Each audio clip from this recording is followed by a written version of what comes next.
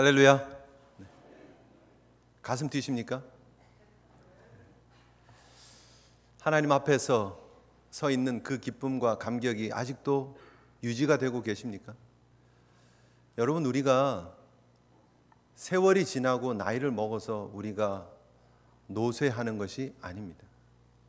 하나님 앞에 선 경험들이 점점 사라지면서 우리의 인생의 의미가, 삶의 목적이, 삶의 방향들이 희미해지는 것입니다. 지난주 우리가 함께 살펴보았던 하나님 앞에 서는 것, 하나님 앞으로의 부름, 그것이 우리의 소명이라는 사실을 우리가 기억하고, 여러분, 결론적으로 말씀을 드리면 우리가 이 땅의 삶이 유지되어지고 있는 이유가 무엇입니까? 하나님 왜 우리의 삶을 이곳에서 계속되게 하실까요? 지금 오늘도 여러분 눈 뜨고 이곳에 와서 예배를 드리고 있는데, 하나님께서 우리의 삶이 유지되게 하시는 이유는 하나님의 소명이 아직 우리 가운데 유효하기 때문입니다. 하나님이 우리를 하나님 앞으로 부르시고, 우리를 하나님 앞으로 부르신 그 하나님께서 하나님의 역사를 위해서 사용하시기 원하시기 때문에 하나님께서 우리를 이 땅에 두신 것입니다.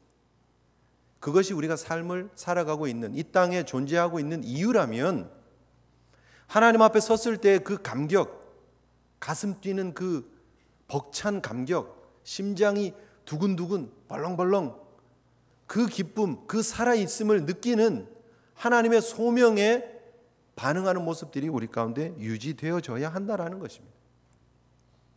세상은 우리를 향해서 아무것도 아닌 존재라고 이야기할지 모르지만, 우리가 우리 되는 이유, 우리의 삶이 의미가 있는 이유는 우리가 하나님 앞에 섰기 때문인 줄 믿습니다. 오늘 이 예배를 통해서 다시 한번 여러분 심장이 하나님 앞에서 박동되어지고, 다시 한번 하나님 앞에 가슴 떨림이 있고, 다시 한번 그 하나님 앞에 우리의 삶을 온전히 맡겨드리는 귀한 결단의 시간 되시기를 주님의 이름으로 축복합니다. 중요한 것은 내가 어떤 능력을 가지고 있느냐가 아니라고 말씀드렸습니다. 제일 큰 걸림돌이 우리 인생을 살면서 우리가 우리를 바라보는 거예요. 자의식. 하나님은 교만한 사람을 사용하시기를 원하지 않으십니다. 모세의 나이가 40이 되었을 때, 부록의 나이가 되었을 때, 정말 모든 유혹을 이겨내고 하나님 앞에 뜻을 정하고 이 일을 감당할 수 있다라고 생각했던 그 모세를 하나님께서는 하루아침에 도망자로, 살인자로 만들어버렸습니다. 그리고 광야에서 정말 털썩 주저앉아서 자신의 인생을 바라보면서, 야, 이게 무엇인가, 도대체 이게 뭐지, 앞으로 내 인생 어떻게 될 것인가를 놓고 고민할 수밖에 없는 인생으로 하나님 바꿔놓으셨어요. 왜요? 하나님은 그때 모세를 사용하시면 안 되기 때문에, 모세에게도 독이고 하나님의 영광도 드러나지 않는 상황이기 때문에 하나님은 그런 모세를 사용하지 않으셨습니다. 80이 된 목부, 나이 많은, 그것도 미디안 광야에서 양치는 목부를 하나님께서 부르셨습니다. 내가 너를 보내겠다. 그때 모세의 반응은 내가 누군데 갑니까 하나님? 저는 못합니다 였어요. 자만한 마음도 안 되지만 열등한 의식도 안 된다고 그랬습니다. 내가 중요한 것이 아니기 때문이죠. 나를 보내시는 분이 누구신가? 지금 나를 부르시고 그 앞으로 세우신 그분이 누구신가? 바로 그분이 하나님이시다라는 것이죠. 그 하나님 앞에 설 때에 우리가 하나님 주시는 그 능력을 드러내는 삶, 하나님의 영광을 드러내는 도구로 쓰임받게 되는 줄 믿습니다. 여러분, 내 모습을 자꾸 보지 마세요. 그래서 못한다, 혹은 내가 이 정도 있으니까 내가 할 수 있다 하지 마시고 하나님께 붙잡히는 하나님의 사람들 되시기를 축복합니다. 우리가 삼손의 이야기를 잘 알죠. 삼손이 나귀 턱뼈, 새 나귀 턱뼈예요. 이제 턱뼈인데 말라 빠진 턱뼈가 아니라, 부스러져가는 그런 턱뼈가 아니라 새로 막 이렇게 이제 짐승이 죽고 가죽은 벗겨지고 그 고기는 다 이렇게 뜯겨지고, 그리고 남은 턱뼈예요. 그 턱뼈를 가지고 사람들을 죽입니다. 사사기 15장 15절에 삼손이 나귀의 새 턱뼈를 보고 손에 내밀어 취하고 그것으로 1,000명을 죽였다 그랬습니다.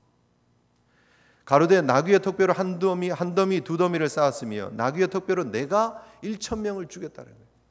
나귀 턱뼈가 중요한 게 아니고요, 지금 그 턱뼈가 누구의 손에 붙잡혔느냐가 중요한 것이죠.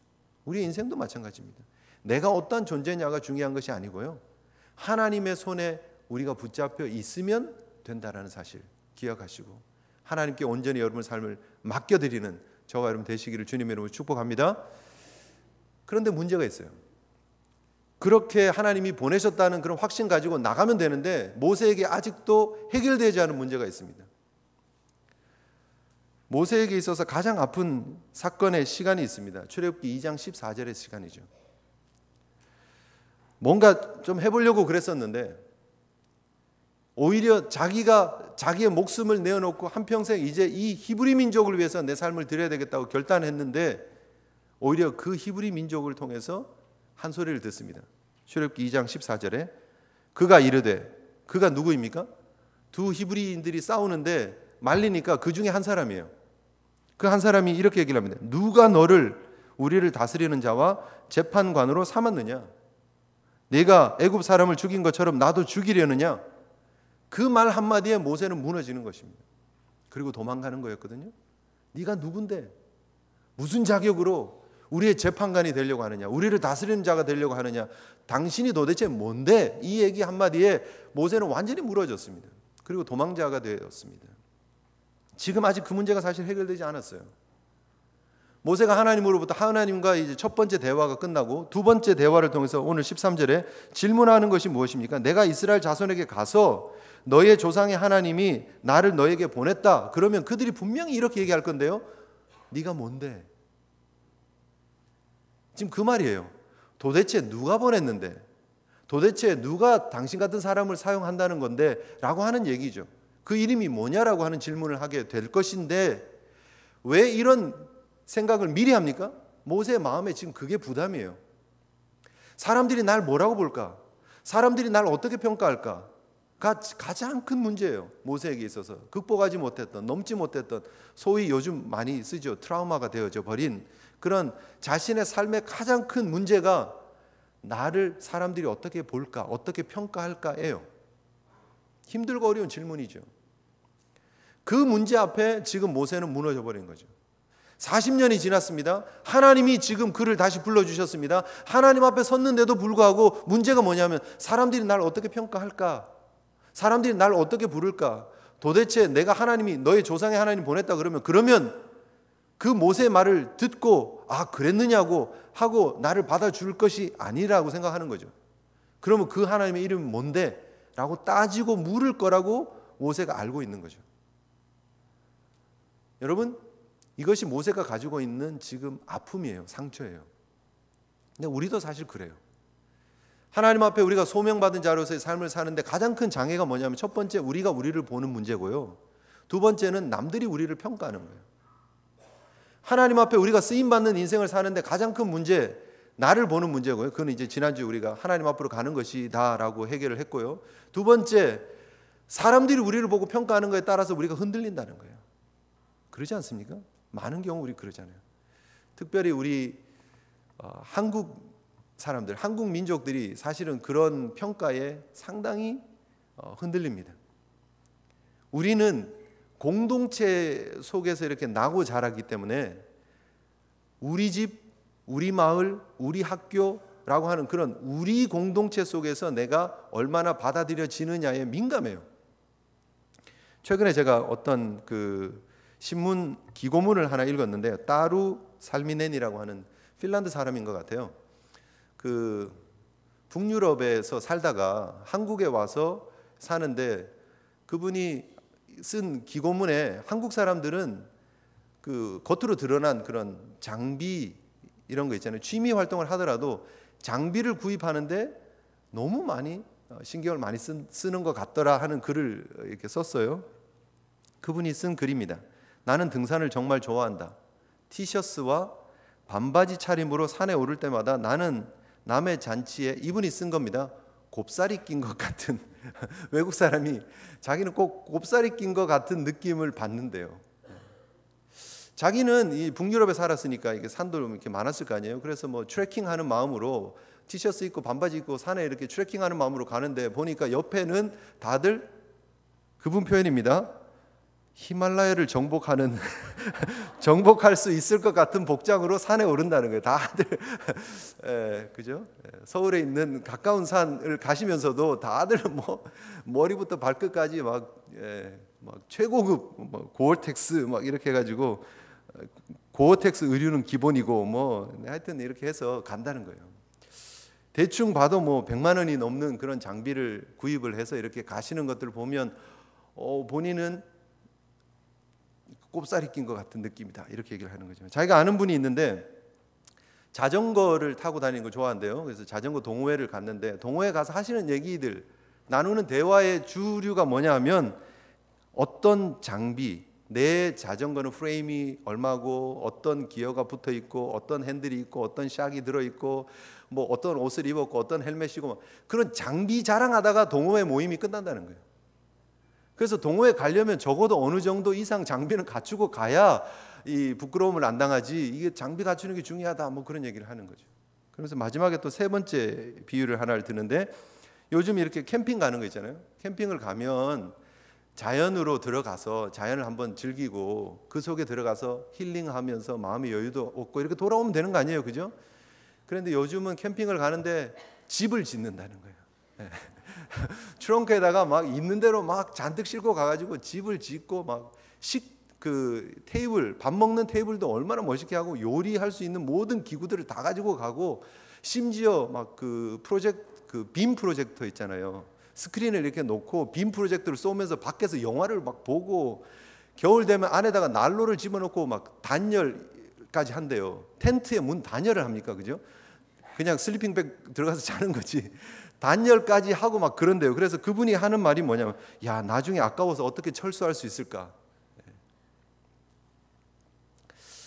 여유를 위해서 삶의 여유를 또 회복을 위해서 이런 취미 활동을 하는 것이 아니라 심지어 취미 활동을 하면서도 다른 사람의 눈들을 의식을 하고 경쟁하는 것 같다라는 그런 안타까운 마음에서 그분이 글을 쓰셨어요. 24일 날 올라온 글이니까 최근에 올라온 글입니다.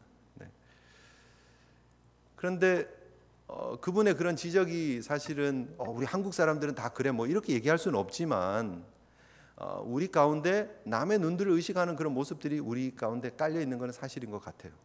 우리가 하도 어릴 때부터 이렇게 공동체 속에서 못하면 안 된다, 튀면 안 된다, 남들이 하는 만큼은 해야 된다, 뭐 그런 의식들이 있어서 그런지 그래서 남들의 이야기에 자꾸 우리가 흔들리는 경우들을 봅니다. 심지어 미국에 살고 있는 우리들 그나마 좀 자유롭게 살죠. 뭘 입어도 뭐 한여름에 오리털 옷 입고 간다고 누가 뭐라 그러겠습니까? 그죠? 그런데도 불구하고 우리 옷이 사람들의 시선을 의식하고 있다는 거예요. 제 넥타이가 사실은 목회를 저도 그래도 그죠? 전도사 때부터 하면 지금 벌써 20년이 넘게 지금 사역을 하고 있지 않습니까? 사역자로 연말마다 타이 한두 개씩만 받아서도 지금 몇 개가 되겠습니까? 보면 타이가 폭이 넓은 게 있어요. 옛날에 이렇게 타이 폭이 넓었어요. 있어요. 근데 지금 맵니까 제가? 안 매요. 프린트도 괜찮고 괜찮은 것 같은데 근데 폭이 넓으면 안 매요. 왜냐하면 목사님 넥타이도 없어가지고 저렇게 폭 넓은 이게 촌스러운 저런 걸 매나 뭐 그러실까봐 성도들이 걱정할까봐 그래서 그냥 요즘 사람들이 이렇게 조금 좁은 넥타이를 매니까 또 그걸 그냥 하는 거예요. 여러분 다 그러지 않습니까? 우리가 은연중에 남들의 평가, 남들의 시선에 우리가 영향을 받고 살고 있지 않느냐는 거예요. 패션은 그럴 수도 있습니다. 무엇을 입는가, 무엇을 먹는가, 뭐 폭 좁은 청바지 입는 거, 뭐 그런 거 다 이해가 됩니다. 그런데 우리가 신앙의 길을 걸어가면서도 하나님 앞에 선 소명을 받은 하나님의 사람으로 살면서도 사람들의 평가에 우리가 좌우되고 있지 않느냐 하는 거예요. 사람들이 나를 어떻게 볼까? 사람들이 나를 어떻게 평가할까? 모세가 극복하지 못했던 가장 큰 문제는 사람들의 평가였어요. 지금 하나님 앞에 섰음에도 불구하고 하나님이 주시는 소명 앞에 반응하는 것보다 사람들이 날 뭐라고 할까요? 하나님 40년 전에 제가 살인자로 도망자로 나갔었는데 그들 앞에 제가 다시 돌아가면 그들이 저를 받아줄까요? 하나님 누가 보냈다고 얘기하면 저는 뭐라고 얘기를 하지요? 그게 지금 너무 힘든 문제예요. 물론 그 문제가 해결되어져야 되는 것은 맞습니다. 그러나 근본적으로 가장 중요한 프린시플을 여러분들에게 드리고 싶은 것은 여러분 우리의 인생을 이곳에 있게 하시고 이 길을 걷게 하신 분이 하나님이라는 사실을 여러분 기억하시고 세상에 사람들의 평가에 흔들리지 않는 믿음의 길을 담대하게 걸어가시는 주의 종들 되시기를 주님의 이름으로 축복합니다. 하나님이 보내신 길이라는 확신 가지고 가시면 되는 거예요. 중요한 거는 그 하나님이 누구인지 알아야 되겠죠. 하나님도 모세에게 더 분명한 하나님을 드러내시기를 원하셨어요. 이대로 가서는 안 될 걸 아셨어요. 그래서 하나님께서 모세에게 내가 누구다라고 보여주세요. 오늘 본문의 14절에 이제 그 내용이 나옵니다. 하나님이 말씀하십니다. 나는 스스로 있는 자다라고 얘기를 합니다. 나는 스스로 있는 자이니라. 여기에 이제 야훼라고 하는 여호와의 이름이 드디어 나타납니다. 히브리인들은 이 여호와의 이름을 부르는 것조차 망령되게 일컫는 것이라고 생각해서 이 표현을 쓰면서도, 이 단어가 나오면 목욕을 하고 옷을 갈아입고 펜을 새로 바꿔서 쓰면서도 이거를 야훼라고 읽지 않고요, 아도나이라고, 나의 주라고 읽었습니다. 그래서 그 전통이 있어서 영어 성경 번역되는데 보면 킹 제임스 버전 같은 데 보면 The Lord라고 번역되어진 단어들 있죠. 그게 여호와라는 단어입니다. 근데 그게 아도나이의 전통을 따라서 The Lord로 이렇게 번역이 되죠. 근데 하나님이 지금 여호와의 이름을 드디어 보여주세요. 나타내세요. 스스로 계시는 분. 근데 사실 이 표현이 사실 쉽지 않습니다. 번역하기가 나는 나다예요. 그냥. 하나님의 이름이 뭐죠? 하나님? 누가 보냈냐고 그러면 어떻게 얘기를 하죠? 그때 하나님이 나는 나야 라고 얘기를 하세요. 네.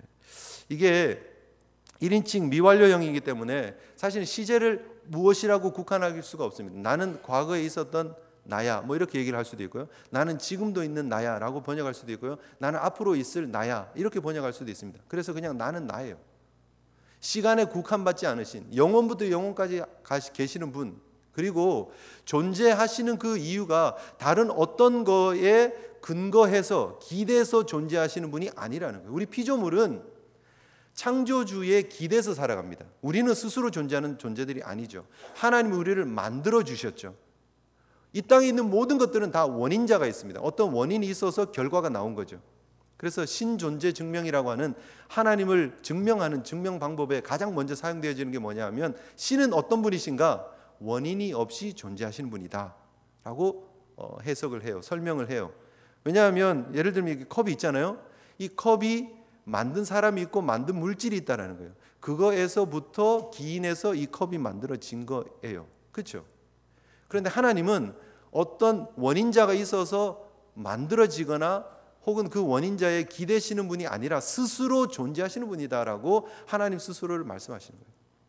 여러분, 이게 얼마나 엄청난 선언인지 모릅니다. 태초에 하나님이 천지를 창조하셨다는 그 선언보다 엄밀히 말하면 더 큰 선언이 뭐냐면, 하나님은 하나님이십니다.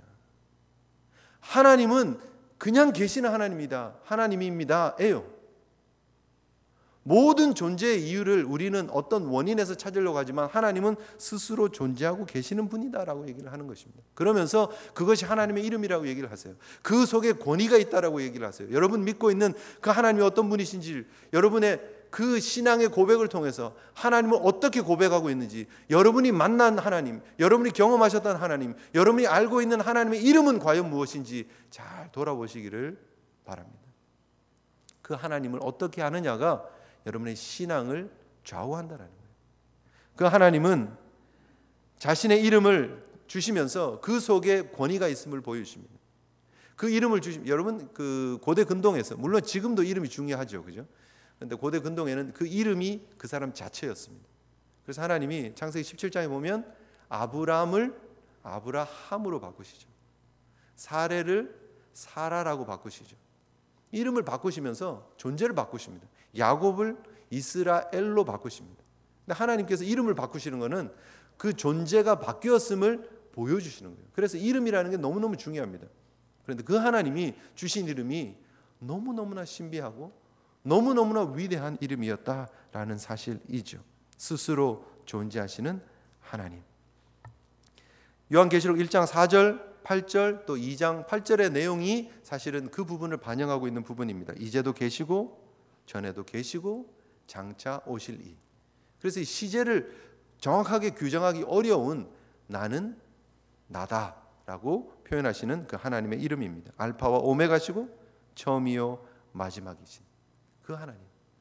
여러분, 우리가 하나님 앞에 부름받았을 때 그 하나님이 어떤 분이시냐, 스스로 계시는 하나님이라는 사실을 여러분 기억하시는 저와 여러분 되시기를 소원합니다. 그 이름의 의미를, 그 이름의 위대함을, 그 이름의 능력을 여러분 깨달으셔야 돼요.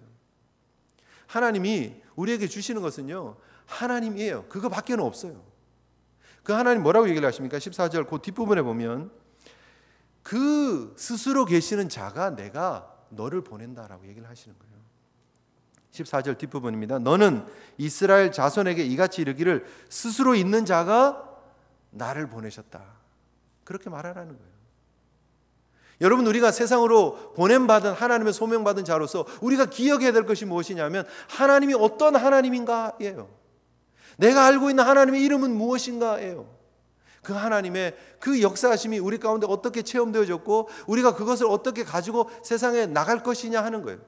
그래서 오늘 설교의 제목이 나를 보내신 하나님은 누구신가라는 거예요.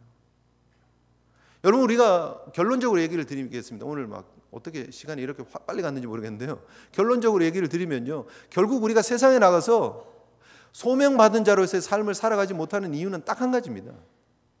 우리를 부르신 하나님, 나를 보내신 하나님이 누군지 잘 인식하지 못하는 거예요. 오늘 본문의 하나님은 하나님을 어떻게 부연 설명하고 계시느냐 하면 너희 조상의 하나님, 아브라함의 하나님, 이삭의 하나님, 야곱의 하나님이다 라고 말씀하세요. 역사 가운데 늘 함께 하셨던 하나님, 이스라엘의 역사가 그저 우연히 주어진 것이 아니라 하나님의 역사 가운데 이어진 하나님의 역사하심이었다라는 사실을 하나님은 말씀해주고 계신다라는 것입니다. 창세기 2장 4절에 이것이 천지가 창조될 때에 하늘과 땅의 내력이니 여호와 하나님이 땅과 하늘을 만드시던 날에, 처음부터 여호와 하나님, 그 하나님이 창조하신 하나님이시다는 거죠.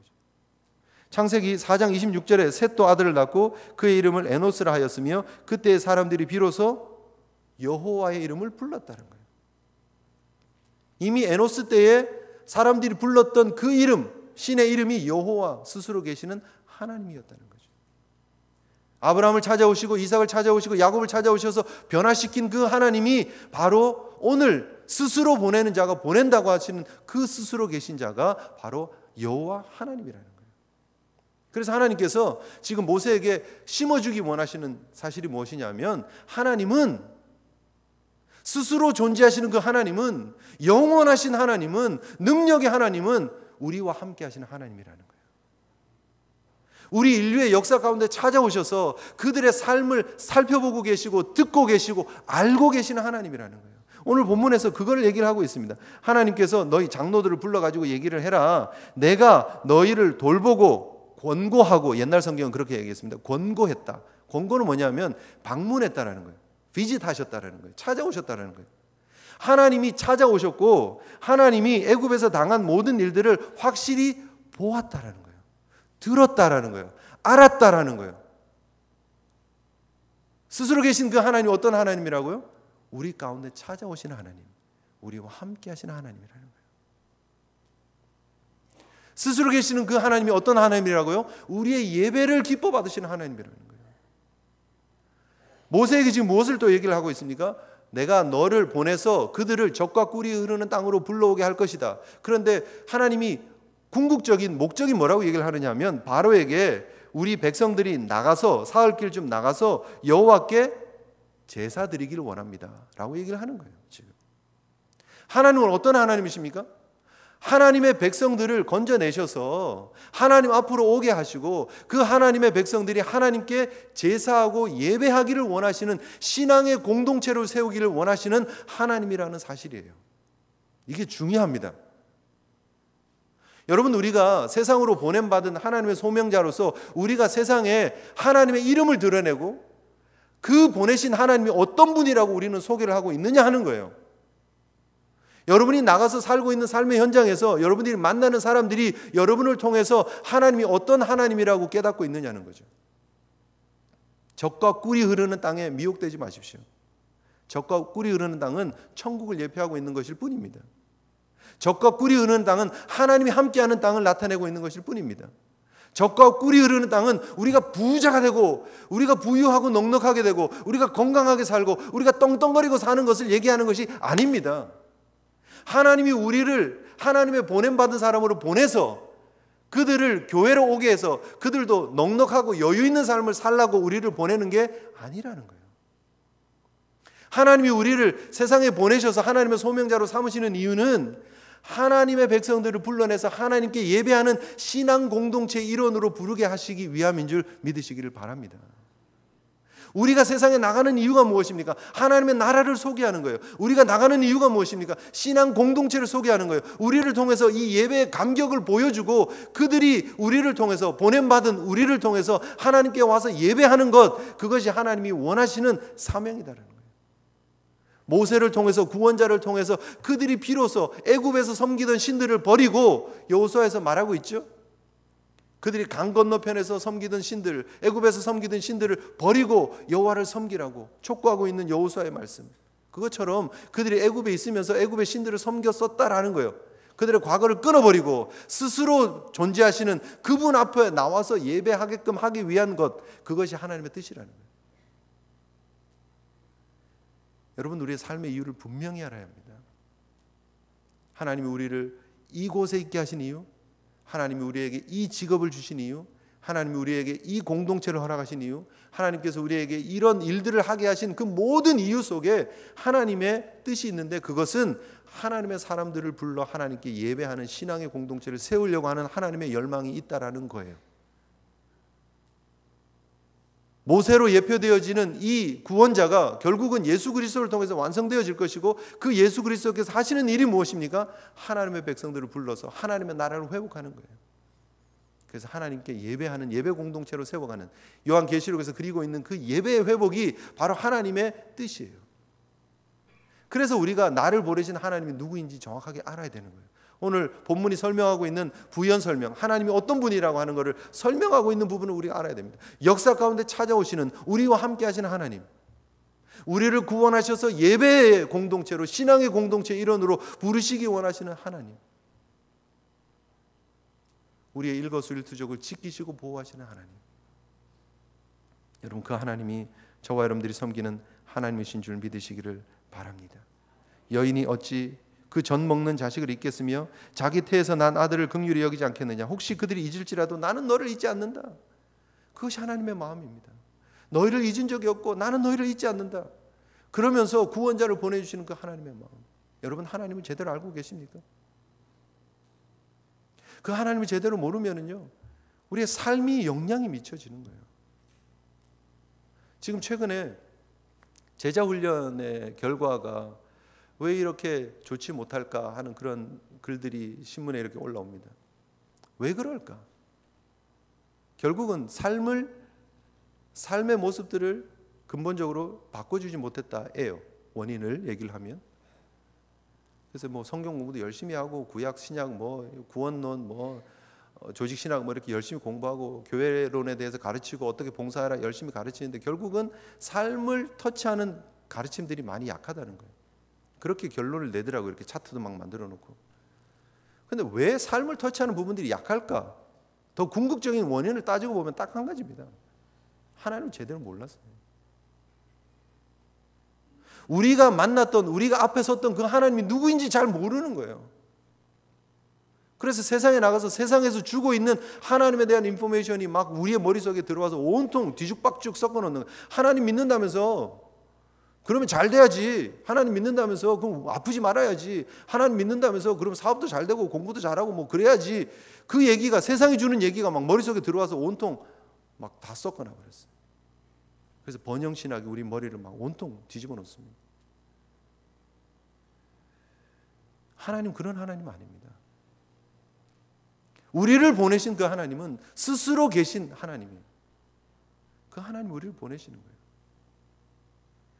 주인을 잘 알아야 합니다. 마태복음 25장에 보면 달란트 비유가 나옵니다. 5달란트, 2달란트, 1달란트 받았던 자가 나가서 주인이 맡긴 그걸 가지고 일하는 모습을 봅니다. 그죠? 그런데 너무 안타까운 것은, 우리 다 아는 얘기니까, 1달란트 받았던 자가 와가지고 그걸 그대로 땅에 묻어뒀다가 그걸 그냥 가지고 왔어요. 여러분, 이 금액이 어느 정도 되는지 옛날에 제가 근무계로 계산해서 가르쳐 준 적도 있죠. 대충 이거를요, 여러분 6,000 데나리온 정도 되거든요. 1달란트가. 그러면 1년에 한 5만 불 연봉을 받는 사람이라고 치면은요, 10년 일하면 이게 6천 데나리온이면 20년 일하는 거거든요, 대충. 뭐 5만 불 정도 연봉, 적게 쳐서요, 그냥 노동자로 쳐서 5만 불 연봉을 받는 거를 10년을 모으면 50만 불이고 20년을 모으면 100만 불이에요. 그러니까 한 달란트가 한 100만 불 정도 되는 거예요. 10억이 넘죠. 네.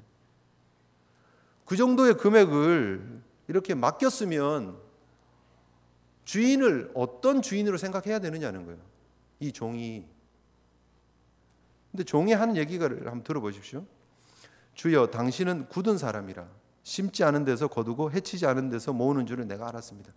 주인님, 당신은 좀 돈의 구두쇠 같은 사람이고 되게 막 이 손해 보는 거 싫어하는 사람 아닙니까? 그래서 제가 이걸 땅에 묻었다가 혹시 손해 볼까 봐 두려워서 이거 지금 가지고 온 것입니다라고 얘기를 하는 거예요. 뭐가 문제였죠?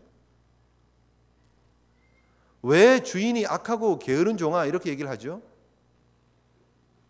돈 못 남겨서 그렇습니까? 주인이 지금 섭섭한 건 그거예요. 널 날 몰라도 이렇게 모르니 이거예요. 어떻게 주인을 몰라도 이렇게 모르니 나를 이렇게 나쁜 사람으로 만드냐는 거예요. 주인이 지금 주인하고 노예는요, 주인은 이 사람의 모든 거예요. 사실은 이 종은 노예예요. 자기 스스로 할 수 있는 게 아무것도 없어요. 그런데 그 종을 믿고, 노예를 믿고 1밀리언을 갖다 맡기면서 장사하라 그랬어요. 그러면 주인이 어떤 분입니까? 믿어주시는 분, 기대하시는 분, 사랑하시는 분이에요. 인격적인 분이에요.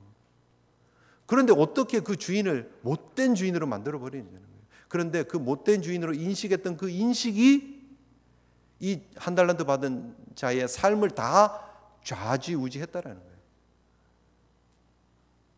이게 중요한 부분입니다. 자, 적용해 보죠. 모세의 하나님에 대한 인식이 중요하다는 거예요. 누가 나를 보내느냐, 그 누구가, 그 하나님이 어떤 하나님인지를 아는 게 너무 중요하다는 거예요.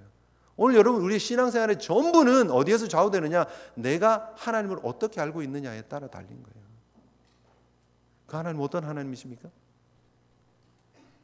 예수 그리스도를 우리에게 주시기까지 사랑하신 하나님이세요. 우리를 위해서 모든 것들을 다 쏟아내어 주시고 우리를 아낌없이 조건 없이 사랑해 주신 하나님이에요. 오늘 하나님이 부연 설명하시면서 내가 너희 조상의 하나님이다, 아브라함의, 이삭의, 야곱의 하나님이다, 내가 너희들 가운데 함께하는 하나님이다라고 말하는 것처럼 예수 그리스도를 이 땅에 임마누엘 하나님으로 보내주셔서 우리 인생 가운데 함께 걸어가게 하신, 우리와 연합해서 우리의 삶을 지탱해 주고 계시는 그 하나님으로, 구원자로 보내신 하나님이 바로 모세가 만났던 하나님, 우리가 믿고 있는 하나님인 줄 믿으시기를 바랍니다. 그 하나님이 어떤 하나님이에요? 우리를 예배 공동체로 부르기 위해서 예수 그리스도의 십자가의 은혜로 우리를 구속하셔서 우리를 죄 없다 하시고 의롭다 하셔서 하나님 앞에 담대히 나와서 예배할 수 있는, 지성소와 성소를 가로막고 있는 휘장을 위로부터 아래로 갈라버리시고 우리를 하나님께로 부르신 하나님이었다는 사실을 여러분 기억하신다면 세상에서의 우리의 삶이 안 바뀌면 이상하다는 거죠.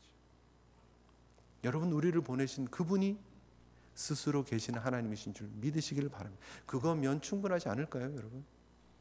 아직도 여러분 혹시 세상이 우리에게 주고 있는 평가 때문에 흔들리고 계시는 분 계십니까? 사람들이 나를 할 수 없는 사람이라고 얘기를 해. 당신 같은 사람이 뭐 할 수 있냐고 얘기를 해. 그것 때문에 흔들리십니까? 사람들이 옆에서 하는 얘기 그 한마디 한마디가 그렇게 막 비수처럼 꽂혀가지고 밤잠도 못 자고 삶의 의욕도 없고 하고 싶은 그런 동기부여도 안 되고 막 그렇게 살고 계십니까? 그거 다 무시하세요. 왜요? 하나님이 나를 보내신다는 거예요. 너는 이스라엘 자손에게 이같이 이르기를 스스로 있는 자가 나를 너희에게 보내셨다 하라. 그것이 여러분의 정답이고 여러분이 붙잡아야 될 앤서인 줄 믿습니다. 세상에 나가서 나는 하나님이 보내신 사람이야, 나는 스스로 계신 분이 보내신 사람이야, 나를 너무너무나 사랑하셔서 예수 그리스도를 십자가에 내어주신 그분이 보내신 사람이야, 나를 너무너무나 사랑하셔서 나를 천국으로 이끄시고 나를 그곳에서 예배자로 삼으시는 그 하나님께서 나를 보내신 분이야. 그 사실 여러분 기억하시고 세상을 향해서 담대하게 소명 있는 자로 나가시기를 주님의 이름으로 축복합니다. 우리 함께 하나님 앞에 기도했으면 좋겠습니다. 하나님, 우리의 인생 가운데 찾아오셔서 우리를 구원해 주시고 우리를 하나님의 자녀로 삼아 주신 예수 그리스도의 십자가의 그 놀라운 은혜가 모세에게 찾아가셔서 자기 자신을 드러내고 보여주셨던 그 하나님의 은혜였음을 기억할 수 있는 저희들 되게 하여 주시옵소서. 하나님이 우리의 길이요, 하나님 우리의 진리요, 하나님 우리의 생명임을 기억할 수 있는 저희들 될 수 있도록 도와주시옵소서. 세상 앞에 나가서 하나님, 저희들 낙심하지 않도록 도와주시옵소서. 세상 앞에 나가서 하나님 눈치 보지 않도록 도와주시옵소서.